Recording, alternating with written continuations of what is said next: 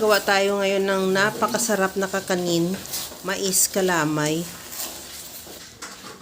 Meron ako ditong mais sa lata, whole corn siya. Ibi-blend ko muna para madurog. Pero kung halimbawa yung mais mo dyan ay yung cream corn na, hindi mo na kailangan i-blend yun. Pwede na rin yung ihalo mo na lang agad sa malagkit. Pagka ganitong okay na siya, at itabi muna natin yan. At sa kawali naman, maglagay na ako ng glutinous powder, bali 500 grams. Lagyan ko na rin ng asukal at gata. Nilagyan ko na rin ng bali 400 ml na tubig ang nilagay ko dyan. Pero hindi ko naman nilagay agad ng biglaan. Inunti-unti ko lang para matansya ko rin yung liquid natin. At pagkatapos yan, ilagay ko na yung dinurog nating mais. At saka naman ihalo at tikman ko muna yan bago ko siya buksan yung apoy para matansya na natin yung tamis niya. Hindi na tayo magdagdag mamaya pagka luto na. Since medyo matabang pa yung 1 cup ko, nagdagdag ako ulit ng isang 1 cup.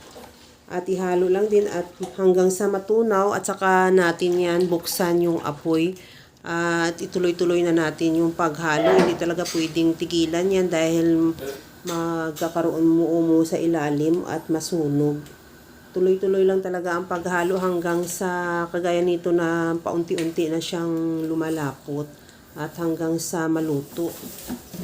Pagka ganito na medyo mabigat na yung paghalo mo, ibig sabihin luto na yan. Kagaya niyan sa nakikita mo na pagka sinandok ko ay buo na ang nasasama na lahat buo. Maglagay na rin ako ng margarine. Optional kung ayaw mo na maglagay. Kung wala kang available na margarine or butter, pwede namang hindi. Pero naglagay ako para medyo maging shiny siya.